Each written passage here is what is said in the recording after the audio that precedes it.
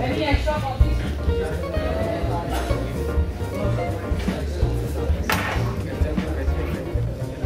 Okay, good afternoon everybody. How are you guys? Today, what do you want to be in the financial sector? The corporate financial. It's a tough job, but it gives you the best returns. Every job is tough, right? Why don't you do something very tough but get the best return? They need funds, right? They go to the capital market and raise. After which, they transfer liquidity for how the money flow. They go into the money markets. And who is going to take all these risks? They'll transfer into the currency market. Because if you cross country like China or the IPO in Singapore, they have to transfer the risk to Singapore. If India or the risk in Singapore, they want to transfer the risk to Singapore by changing currency. Alright, so they transfer the risk to the derivatives market as well. What is corporate finance? Corporate finance is a type of finance dealing with monetary decisions that business enterprise make and the tools and analysis used to make these decisions. The primary goal of corporate finance is to maximize corporate value while managing the firm's financial risk. In short, let me tell you, let's say your parent's company want to list.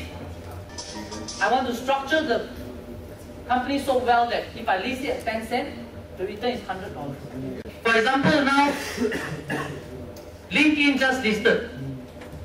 They list at $40, it went to $120. Google, when they list, was $200, now it's $600. So this is what IPO is all about.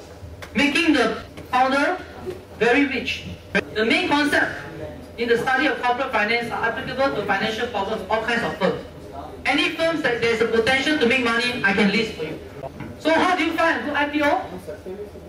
Okay, must offer at least a few percent below the book value. You look at the book value of the IPO. Who are the pre-IPO investors? Pre-IPO means those rich people that put their money first.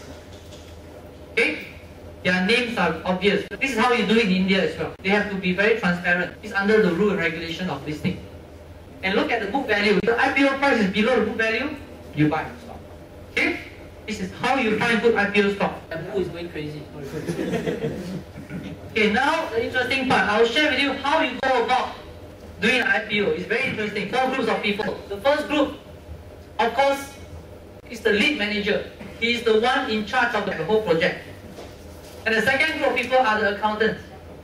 Third group are the lawyers. And the fourth group are the underwriters, who later at the end of the deal, they distribute to their clients. Like people like you, the consumers. Look for the first group of investors. We call it pre-IPO investors. These guys will place the first round of funds. They have to leave the money there for 9 months while we structure the company for IPO. What we will do is that the gestation period is where we make sure that all the liaising with the right governmental department, the right financial department is all in order. These guys put the money there for 9 months, they cannot touch. And these guys are high net worth guys. They won't call you every day and ask you, hey, where's my money? Where's my money? They won't call you because they are sophisticated. Who are the busy bees? The accountants. The accountants, if your account is in Indian, they have to convert to English. That's a lot of work. So these are the guys that will conduct due diligence. What's the meaning of due diligence? That means what they do, they fly up and down China, India. They study and analyze and check. Secondly, you send the lawyers up for the legality proper. Right, what the lawyers do? The compliance is stipulated requirement. Ensure that R&R adhere to. Everything must be proper. If not, you'll be sued. And the whole listing will go down the drain. Also, the lawyers also go through LOE, a lot of entertainment. The second round of fundraising, this one, those people that put the money, their return will be lesser. The first round, they may get 1,000% returns. That means you put $1, you get 1,000 back. But the second round, they place the money, because they only need to wait 6 months, not 9 months. So their risk is decreased, right? They have less risk, exposure. So what they do is that maybe they put $1, they get back 300%. Okay, last but not least, after the 7-8 months, the underwriters will place out shares because everything is ready. They'll place to you, the public. This is 100 rupees. Do you want it? Then they will market. They will drum up and say, this share will go to 1,000 rupees. Because they have business in India, China, Cambodia or wherever. Okay? They will just keep on drumming. It's called marketing and roadshows. Company will buy them, institution will buy. People like you will buy. Okay? So then wait for the price go up and then you exit. All these are entry points, but you must have an exit. That's where people make money. Those people who make $1,000, if they keep 1,000%, if they keep it for 6 months, they make 2,000% because people like you and me buy the shares up. Okay? That's how IPO can make lots of money. Last but not least, the pre-IPO investor, what they want to do? If they want to make more money, they can stay in there for a while, provided the market condition is good, the world economy is good.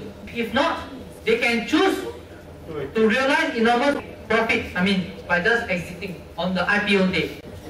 This is what IPO is all about. For the founder, they have to stay forever in the company. They are obligated to the public. Whatever they do, they have to report to the public. Understand? There's no more freedom. Interesting, yes. Are you interested in US stock? Despite all the volatility and uncertainty in stocks, baby boomers heading into retirement are still better off with stocks than bonds. That means you should buy into baby boomers stock. For example, stock that pay you the highest dividend. If you are looking into the market, just keep it there, not trading at all. Not for those intraday traders.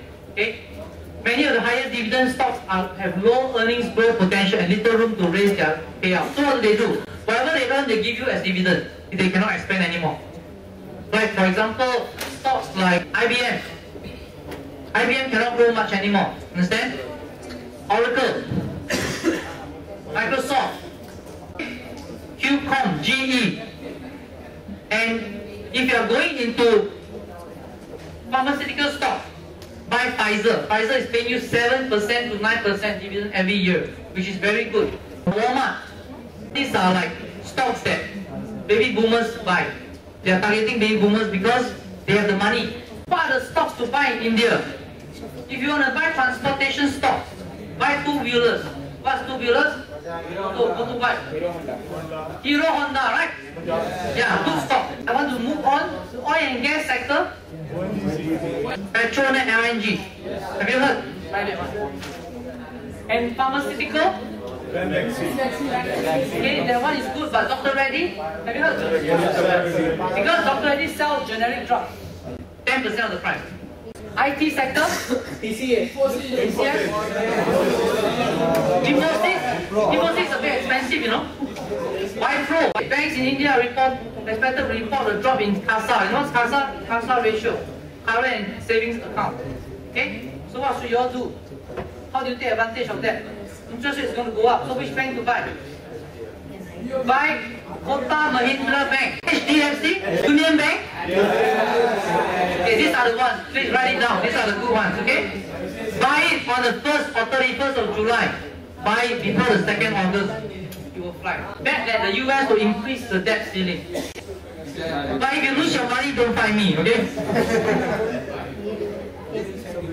Okay, moving on to key economic news is that proposed FDI in Vietnam will finally see the light of day because the government is encouraging FDI, okay?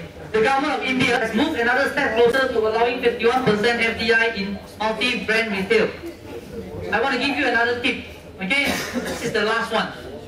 Alright? Pantaloon retail, that's right, that's the one. Pantaloon retail.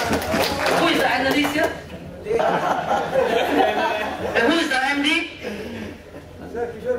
Kishore Benny. Hedge funds are buying into this pantaloon. P-A-N-T-A-L-O-N. Anyway, they are like Walmart in India, in the US.